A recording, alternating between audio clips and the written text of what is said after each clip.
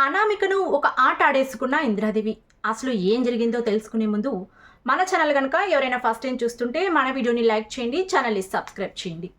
ఇక వీడియోలోకి వెళితే దుగ్గిరాల కుటుంబం మొత్తం సీతారాముల కళ్యాణం చేయించడానికి గుడి దగ్గరికి రాగానే రిపోర్టర్స్ చుట్టుముట్టుకుని రాజ్ను చాలా క్వశ్చన్స్ అడుగుతారు. అసలు దుగ్గిరాల వంశంలో ఏం జరిగినా చీమ చిటుక్కుమన్నా ప్రపంచమంతా తెలుస్తుంది. అలాంటిది మీ కోడలు ఎప్పుడు ప్రెగ్నెంట్ అయింది, ఎప్పుడు బాబు పుట్టాడు, ఇదంతా ఎవరికీ తెలియలేదు కదా అని చెప్పేసి ఆమె పదే పదే రిపీటెడ్గా క్వశ్చన్స్ అడుగుతూనే ఉంటుంది. ఇక రాహుల్, రుద్రాని, అనామిక మాత్రం మనసులో సంతోషపడుతూ ఉంటారు. వీళ్ళకు ఏం సమాధానం చెప్తారో చూద్దామని చెప్పి మిగిలిన అందరూ చాలా కంగారు పడతారు. ఇక కావ్యకు ఏం చేయాలో అర్థం కాదు.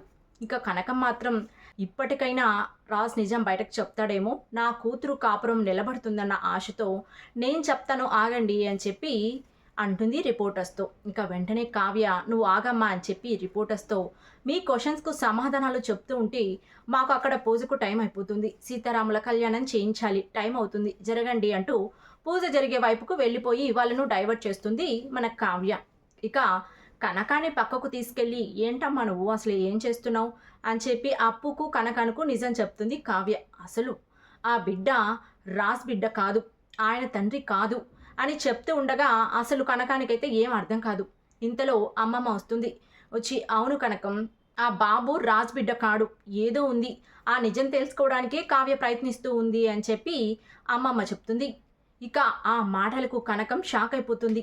ఇక అంతలోనే కావ్య, ఎందుకు అమ్మమ్మ గారు మా ఇద్దరితో పూజ చేయించాలన్నారు, ఇప్పుడే అత్తయ్య ఆయన మీద చాలా కోపంగా ఉంది, మీరు మళ్ళీ మాతో పూజ చేయించడం అని చెప్పడం ఏంటి, నాకేం అర్థం కావడం లేదని చెప్పి కావ్య అంటుంది.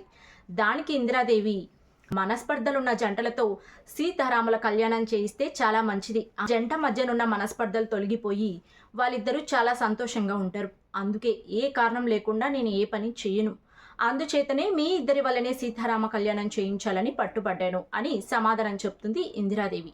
ఆ మాటతో కనకం, నన్ను క్షమించండి అమ్మా అని చెప్పి క్షమాపణలు అడుగుతుంది. ఇందిరాదేవి, నోర్మై, చేసిందంతా చేస్తావు, అనాల్సిందంతా అంటావు, చివరకు క్షమాపణలు కోరుతావు, నువ్వేమైనా చిన్నపిల్లని అనుకుంటున్నావా, ముగ్గురు ఆడపిల్లల తల్లివి నువ్వు, ఎలా ఉండాలి అని చెప్పి అనగానే ఇక కనకం పిక్కమొహం వేస్తుంది. కావ్య రాజ్ సీతారాముల కళ్యాణం జరిపిస్తూ ఉండగా మన అనామిక అడ్డుపడుతుంది రుద్రాని మాటలతో. రుద్రాని చాలా రెచ్చగొడుతుంది అనామికను. ఆ పూజ ఖచ్చితంగా నువ్వు కళ్యాణం చేయాల్సిందే, అసలు వాళ్ళకు ఆ అర్హతే లేదు పూజ చేయించడానికి అని చెప్పి ఆపేలా చేస్తుంది. ఇక ఆ పూజ ఆపటంతో అందరూ అడ్డుకుంటారు అనామికను. ఎంత చెప్పినా వినదు, కళ్యాణ్ ఆపినా ఆగదు. ఇక వాళ్ళ అత్త కూడా అనామికకు సపోర్ట్ చేస్తుంది. ధాన్యలక్ష్మి కూడా, అవును వీళ్ళిద్దరే పూజ జరిపించాలి, వాళ్ళిద్దరికీ ఆ అర్హత లేదు అని అంటూ తనను సపోర్ట్ చేస్తూ వచ్చింది. కళ్యాణ్ చాలా ఆపడానికి ట్రై చేస్తాడు, అయినా కూడా అనామిక ఆగదు. ఇక మధ్యలో స్వప్న ఇన్వాల్వ్ అవుతుంది. ఏంటి ఎక్కువ చేస్తున్నావు, కొబ్బరికాయ తీసుకొని కొట్టానంటే నీ తల ఏదో కొబ్బరికాయ ఏదో తేలకుండా కొబ్బరి చట్నీ అయిపోతావని చెప్పి స్వప్న అంటుంది. ఇంతలో ఇందిరాదేవి కలగ చేసుకుని, ఏంటి మీ పంచాయతీ, ఇంట్లో చాలాదని బయట కూడా స్టార్ట్ చేస్తారా, ఇంకా ఆపుతారా అని చెప్పి చాలా కోప్పడుతుంది ఇద్దరి మీద. ఇక అనామిక మాత్రం ఎవరు చెప్పినా ఆగదు.